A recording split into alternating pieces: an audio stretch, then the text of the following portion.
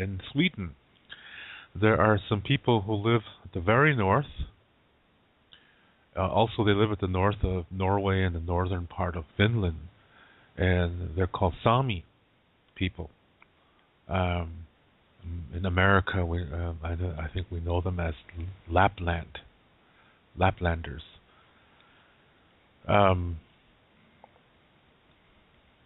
And these are indigenous people. Yet they are really white. Yeah, so this is why I said you really cannot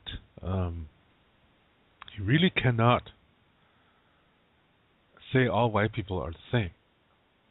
There's a lot of Indian racists. They'll say things like, "See, the Washichu this, the Washichu that," and you know they use this term to represent all white people, and this is really incorrect, because not all white people are the same.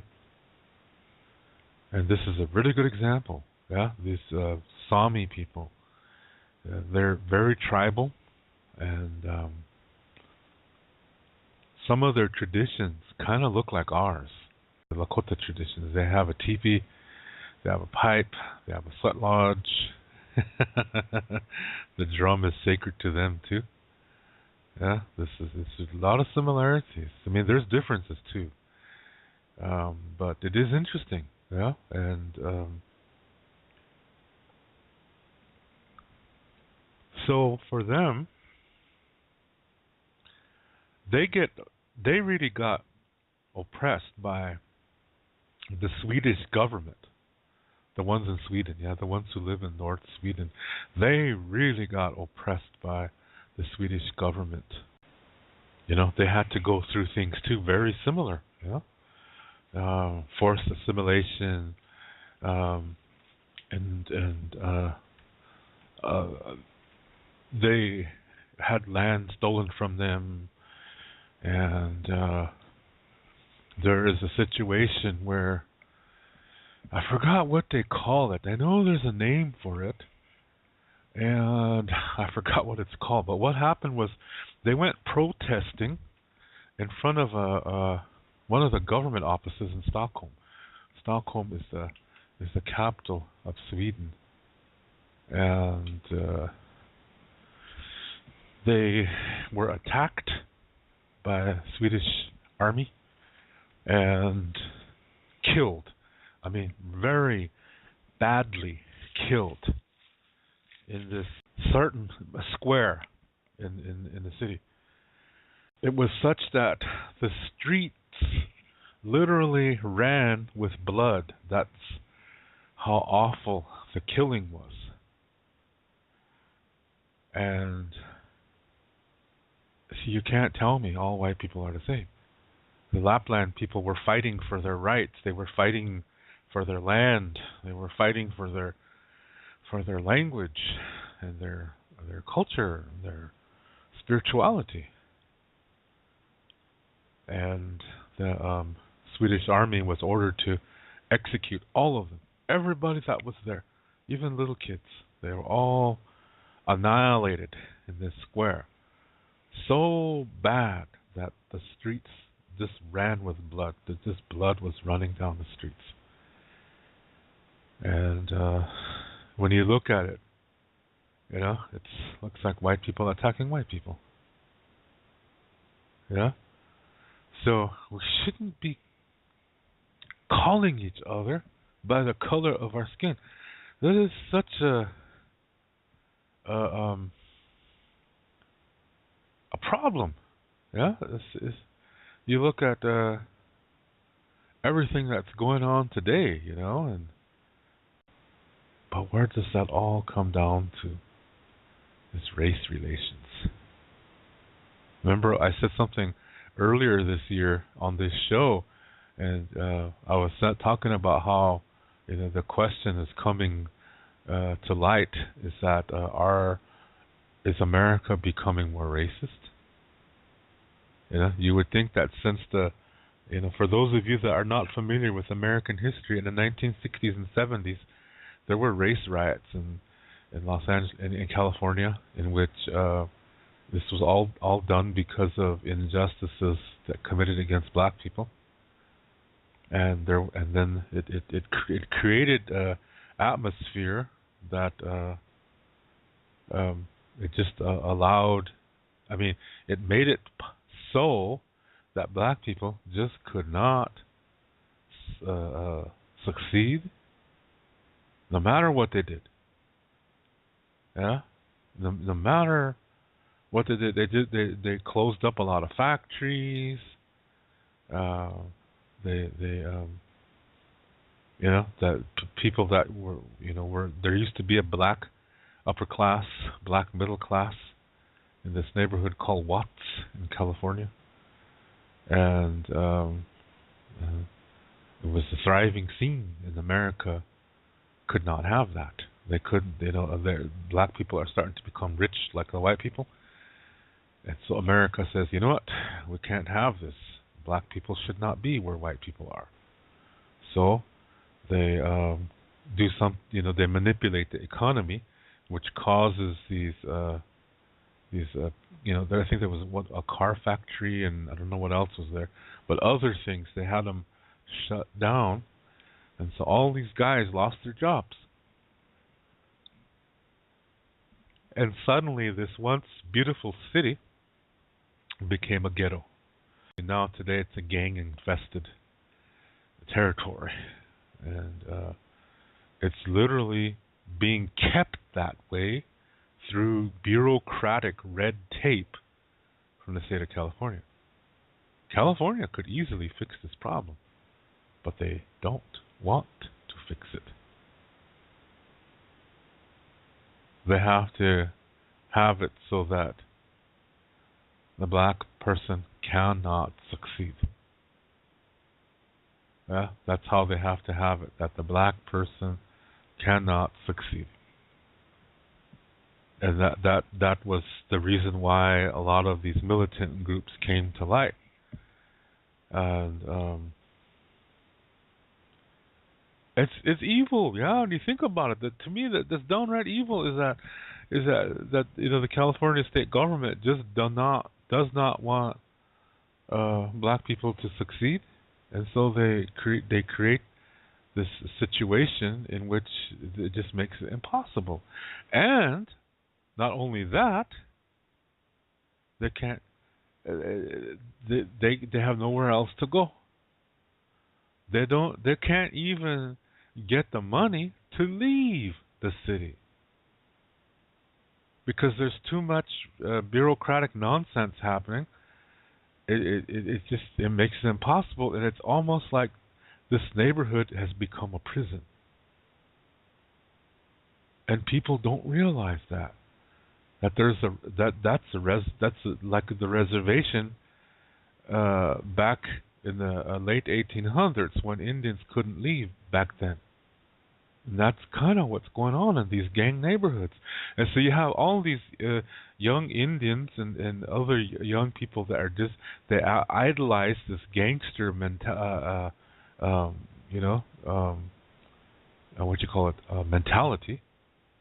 because it has the gangster rap and all that stuff, and they idolize that and try to do that. And meanwhile, they don't realize that this is not being cool. These are people that are trying to survive the only way they can, but what's ending up, the result is they're oppressing one another. See, this is what happens when you get oppressed. You have a tendency to try to find somebody to oppress too. That's how duality works. So since the state of California is putting down black people, that they shut down, all these factories so that black people are forced to lose their jobs, then they feel victimized. So then what do? Turn around and oppress one another. So the state of California created the gang problem in California. Isn't that ironic?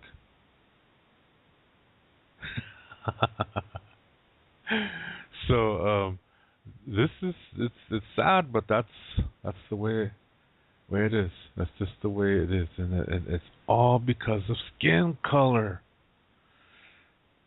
My goodness, just because they have different skin color. People, why why do people have such a hatred for black people? I don't get it. One of my ex-girlfriends was a black lady. And when we were together, romantically, I thought we looked good together, yeah. and she made that comment too. She said, "Look at our skin. We go good together." She said, and I said, "Yeah, you're right." What is the big deal? Yeah, to me, number one, I was in love with her because of who she was. She was a very physically beautiful woman, and she had a really nice voice. But the most important thing was the kind of woman she was, the kind of person she was. She was a fantastic woman, dynamite. Yeah, I loved being in this woman's presence because of her personality, and I was real thankful that she found love with a guy like me. Yeah. So I took it that, well, I must be wonderful too, yeah, because like attracts like. But I when if we're laying together, or if we were in bed together or whatever, and we're just laying there, and I look at her skin, and I was like, this lady is very beautiful, yeah. And her skin is just beautiful. And I just don't understand why people discriminate against black people so severely. Yeah, that also like when you have a black guy and a white girl as a couple, and right away people shoot down. They want to put down the black guy, or they'll put down the white girl just because she's with the black guy. The white guys will give the black guy a bad time, saying, "Hey, you shouldn't be with her. You're a black guy. You don't deserve to be, so and so and so and so." And why the hell does that all happen? I just don't understand that. I really don't understand that. I was not brought up that way. Yeah, when I was young, when I was a little kid, my mother, she when she knew that I was going to be a musician, she always would point things out to me. Like one time, she said, told me to come into the living room. She said, "Look at the TV. She said, on the Ed Sullivan Show. There's some kids. They're a band." She said, "I never heard about that back in back then." And so I was like, I ran into the living room, and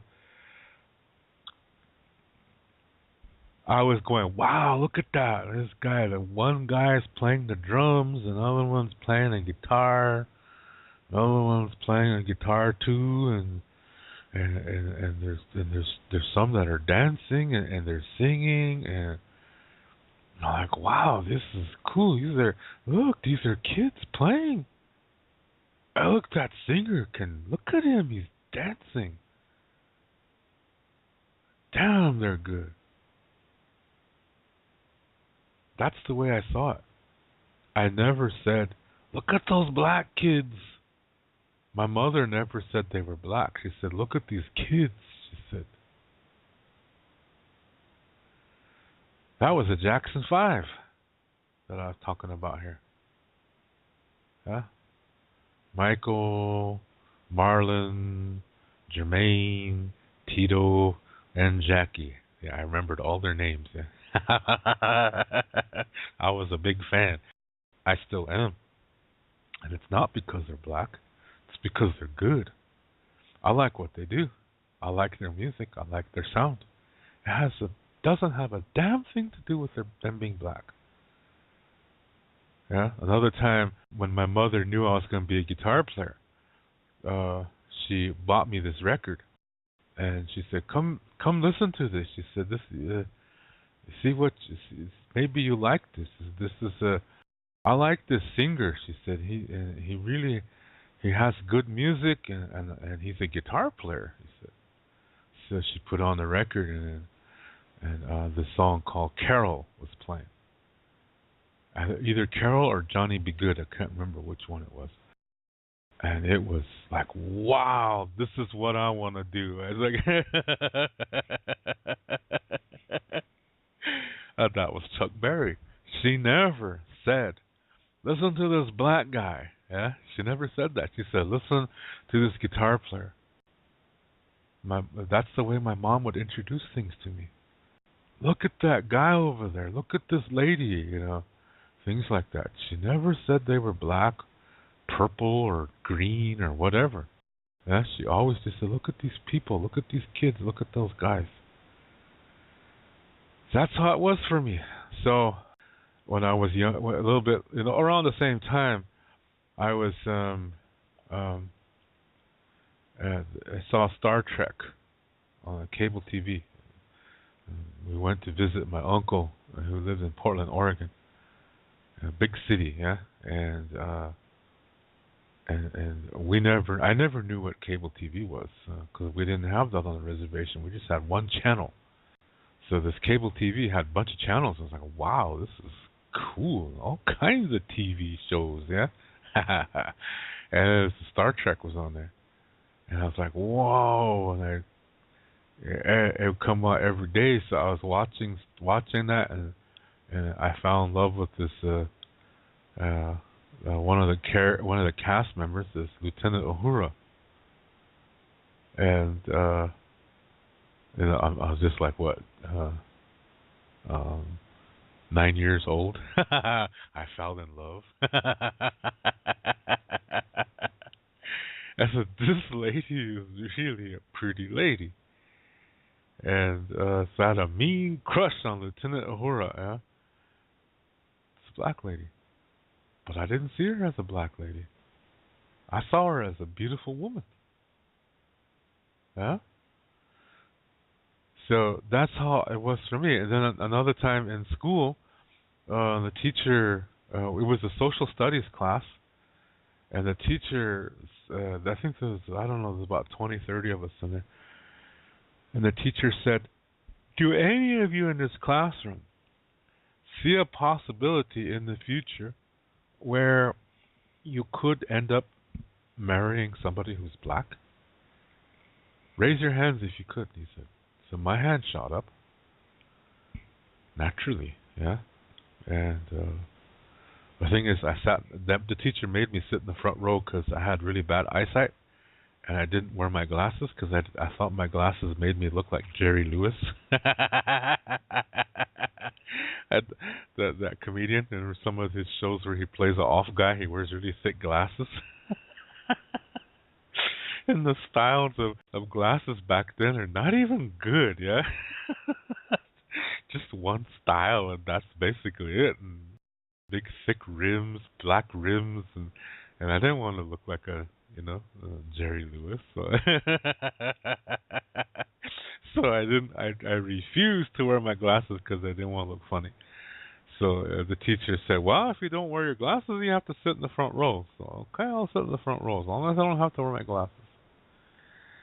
And so when I threw my hand up in the air saying that, yes, it could be possible that I grow up and marry somebody who's black, my hand went up. As soon as my hand went up, I heard snickering and stuff like that in the back. I turned around and realized I'm the only one with the hand up. And I left it up because I was telling the truth. And the teacher said, yeah, see, it's only one of you is enlightened in this class. He said, shame on you guys. He said, since when does love have a have a skin color, he said. I thought, well, that's cool. He's right. Since when does love have a skin color? I think when you only choose to go out with people of a certain race because of something about them, you're racist. And I truly believe you are not in love. Yeah, that's not love. You're in love with the skin color, but not the person. And that is racism. So, that's the way I always took it. And, but, most people in this world are not like that because they focus on that skin color, that they make all their decisions based on the skin color. You see a black guy walking in a neighborhood, everybody's really watching him. Look up, see where he's going. Even here, Berlin is a very multicultural city. It is very accepting. It is very different from the rest of Germany. Yeah, very different from the rest of Germany. But black people still have a hard time. I have a good friend from Zimbabwe and also from I think it was Kenya. Maria from Zimbabwe and what's his name? Pamudu from Kenya. No. Zambia. He was from Zambia. And Pamudu was from Zambia. Yeah, that's right. And Maria was from what did I say? Zimbabwe. Her husband was a diplomat. And Pamudu came to study. Yeah, really nice people. Some of the nicest people I ever met. Very tribal mentality. Yeah, I could relate to them and they could relate to me. And that's what I learned from these two guys. Is that, geez, man, white people really stare at you. He said, I know it's because I'm black. Both of them said that. When I said this to my German friends, they were saying like, I find that very hard to believe, they would say. And some of them were Arab people. They would say, I find that kind of hard to believe. And I said, it's true. Yeah. I was on the subway one time. I was coming back from customs. I ordered something from America, and I had to go to the customs office to get it. And after I got it, and I was riding back on the subway, there was a Turkish family sitting there. And then this black guy got on at the next stop, and he sat down. There was an empty space beside this Turkish family, so he went and sat down there. And then I was watching all of this, yeah. And these Turkish kids were looking at each other, and then they looked away, and then they changed seats. They didn't want to sit beside the black guy. So I was like, gee, that's crazy, yeah. That when other minorities are doing that, all because of the skin color. Why are people so afraid of black people? Yeah, some of the most calm people I ever met in my life were black people. Some of the funniest people I ever met, yeah. Some of the prettiest people too. But I don't focus on the skin color. I have to take the time to know somebody so I know what kind of person they are. What I said earlier, focusing on the skin color means you're not communicating from your sacred center. So if you're an Indian and you're going to sweat lodge ceremonies every weekend, but yet during the week you make fun of black people by maybe you have a cousin who's really, really dark, and you start making fun of him because he's so dark he almost looks like a black guy. You make fun of people like that. That's a racism. And you probably shouldn't be doing those ceremonies if you think like that. Yeah, well, This is how that goes. I just that always gets to me, yeah, when I think about that. Why do people such make such a big hoo ha when a black person comes around? There's so much of us in this world are just not communicating from our sacred centers. We avoid black people just because they're black. We make fun of them. We oppress them just because they're black.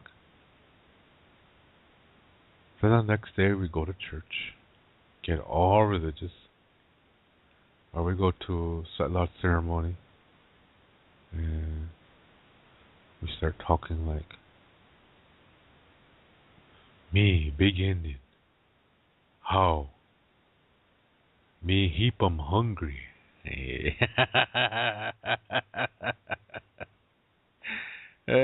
See, this is see, you see what I mean? This is we have to get back to communicating from our sacred centers. It's imperative because so much crap is happening because of that. You know that mayor of New York City, he's married to a black woman? And so he said that he made a speech and he's very emotional because, he said that he has to talk to his boys. His boys are half black, yeah, because his wife is black. He said, it pains me that I have to talk to my son and tell him how to behave. And you come there, and when there's a police officer, in the area, that even if my son still behaves in a good way, the cops are gonna single him out just because he's a black kid. So the black parents, they have to teach their black kids how to act so that the cops won't think there's anything wrong. And that shouldn't have to be that way. The cops are supposed to serve and protect us no matter what skin color we have, but they aren't that way. They're not following the law. They say they're defending the law, but they're also breaking it. So what do we do? I think it's up to everyone individually. Yeah, because that reality begins within, that you see to yourself that you're not guilty of it. Yeah. So when you are coming in presence of a black person, you shouldn't assume he's good or bad. What you should do is take the time to check him out. That way you know. Yeah? That way you know. It begins within you. That's what I was going to say. It all starts within you. So that you come to the point where you see a man as a man, a woman as a woman, and a child as a child.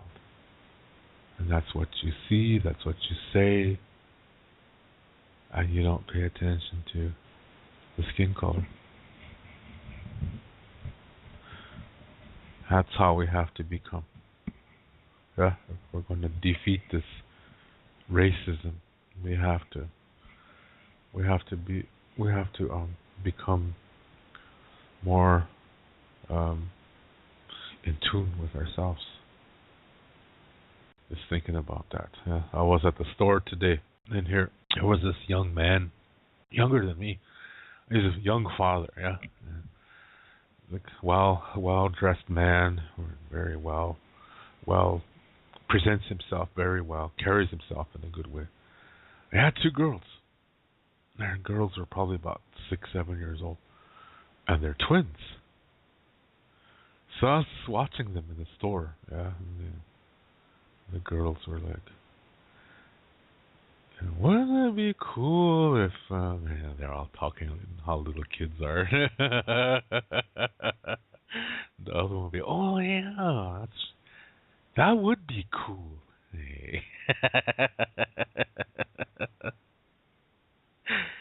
And we're having such a good time, and I really, was having fun observing them, and the dad caught me observing them, and so I just smiled, and he smiled back, and I think he could really appreciate it. Yeah. And then the couple walked by, and they were like, "Huh, who do these people think they are?"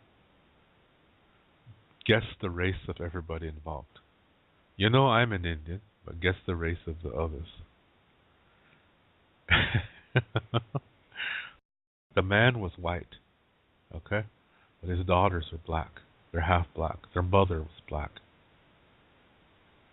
And she came around the corner, Schatzi, she said. That's the German way of saying, honey, sweetheart. I couldn't find the pickles, just saying something like that. And and people saw that, and they were kind of like, why would a white guy marry a black woman? That's what you could just tell this couple was saying that. Yeah, you could just tell the couple, the couple that was judging everybody was a white German couple. That's nuts.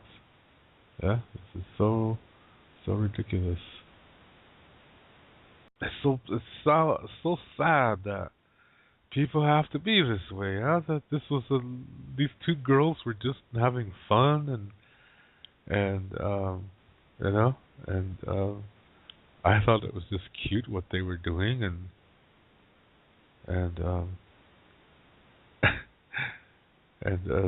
but some white people didn't like it just because they're black.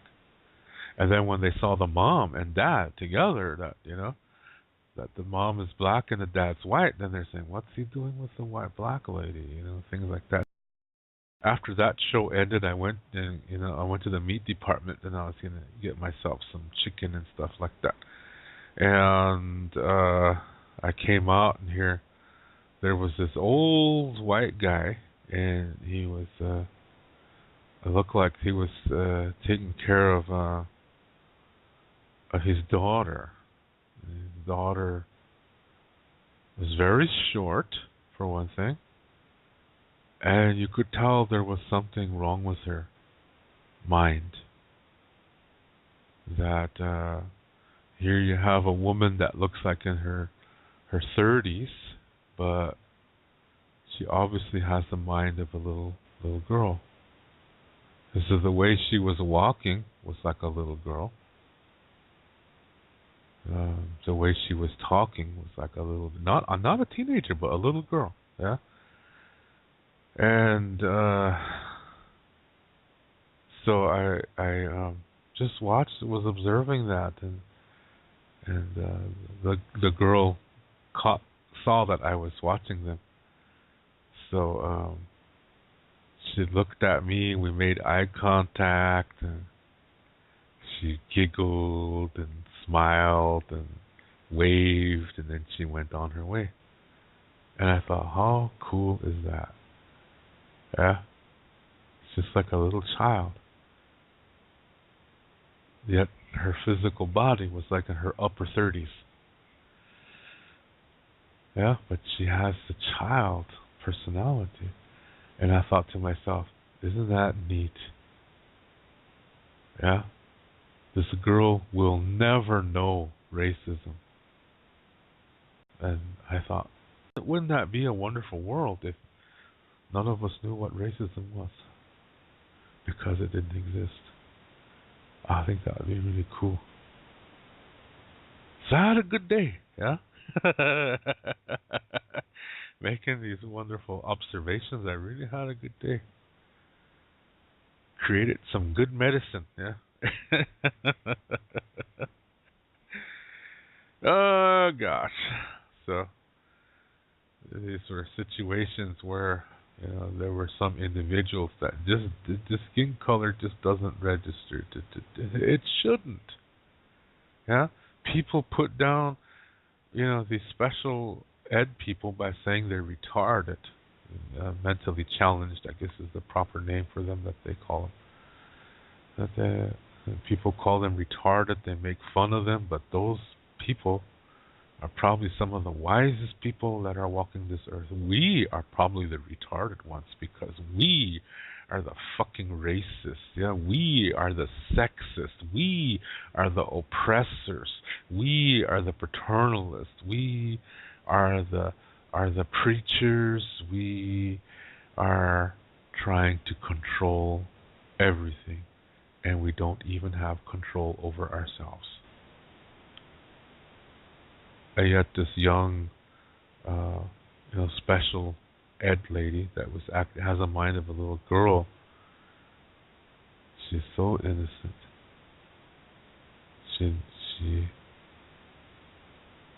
sees the world as it really is. And we can't because we're so fucking dualistic. It's so stupid that we call them retarded, but they're the ones that see the world the way it really looks. And we're the retarded ones.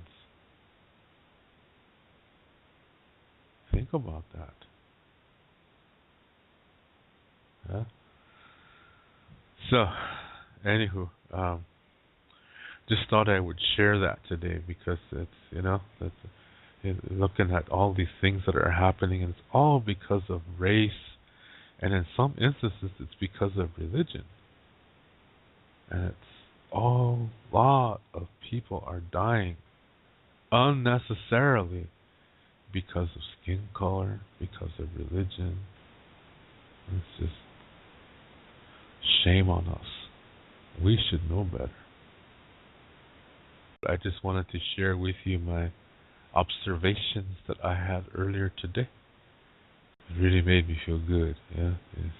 Encountering people like this, it really made me feel good. They gave me medicine, yeah, because I can look back on this. I can remember. I can think of this later, and it'll all make me feel good. They gave me medicine today. I surely do appreciate that. Western society takes us away from our sacred center, so we focus on everything else outside the sacred center, including skin color. Very unfortunate because we're not living our full potential when we think like that.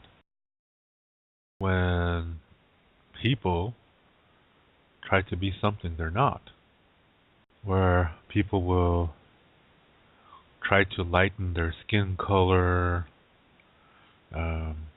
or they'll unpurposely marry people because they want to be that certain skin color too. How they wear makeup or try to bleach their skin or whatever to try to appear to be a different race. And that's like a racism too. I know of people who well, let me tell you a story here. When I lived on the reservation, actually, quite a number of years ago, there was this lady. She really sounded like a white woman, a typical American white woman, but she was Indian, and she really would wear a lot of makeup, and this is the kind of makeup that she would try to lighten her skin color, and she would talk, like the white people in the town that I come from. And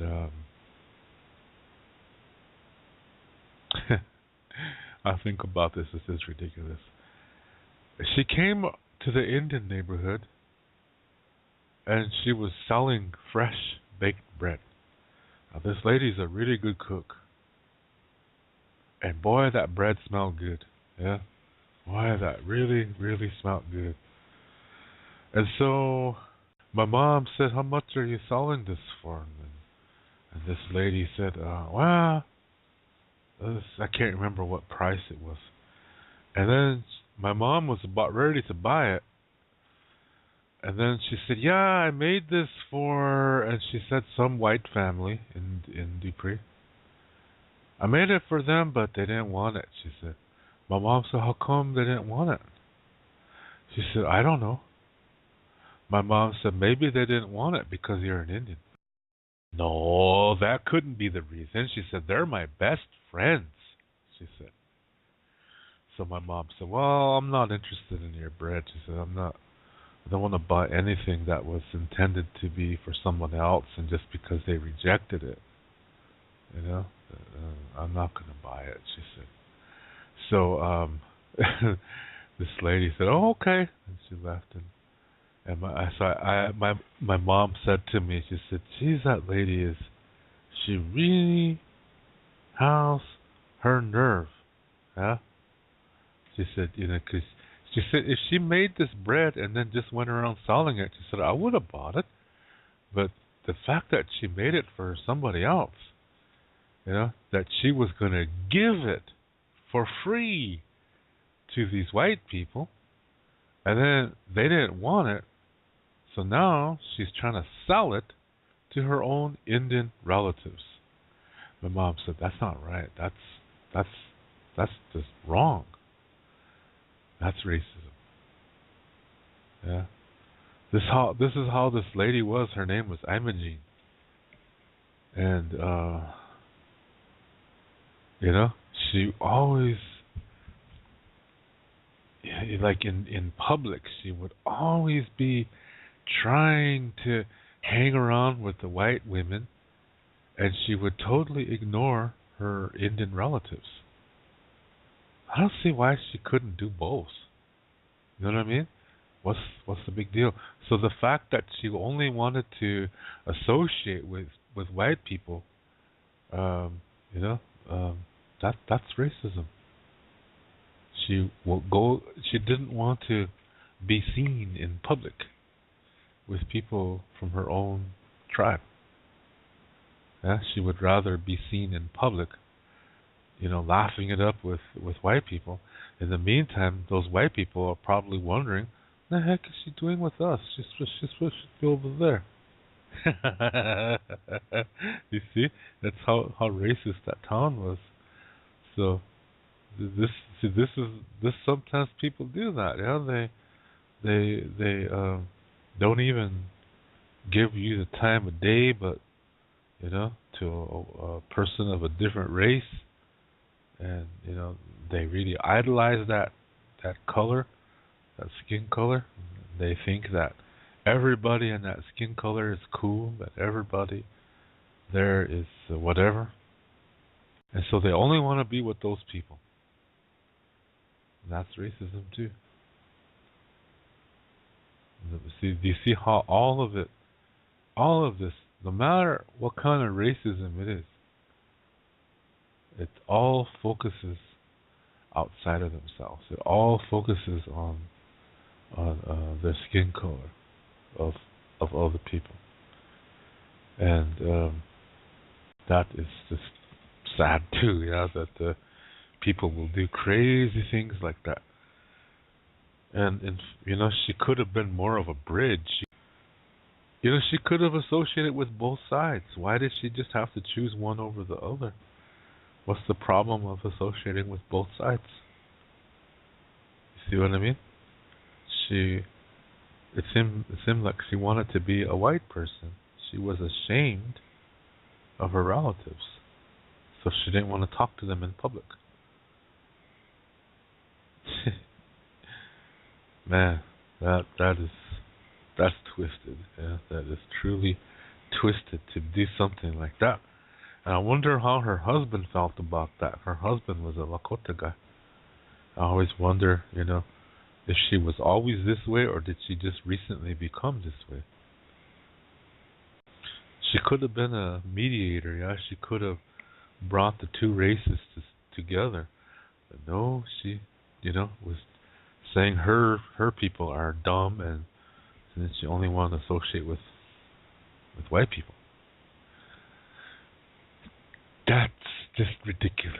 Focusing only on the skin color, keeping away from your sacred center, And people who live like this, they do not see the fullness of reality, but yet they think they are. It goes the other way too, yeah. Sometimes there's white people that are trying to be Indian, and they think we all say "aho" at the end of every sentence, and they all say they're descended from a Cherokee princess, or some kind of nonsense thing like that. Because there is no such thing as a princess in any Indian culture, in any Indian tribe. That's how dualistic people are. That's what the dualistic society encourages and perpetuates, or encourages you to perpetuate living like that. Yeah. I mean, I that's just one of several examples I can think of, and in the 60s and 70s, there were Indian women that were throwing themselves at white ranchers because they saw, if they didn't marry a rancher or a white person or whatever, then they would see themselves as that they failed. They weren't good enough. Oh my, it really gets nuts. Yeah, so you have people who try to be someone they're not, and that's always going to fail.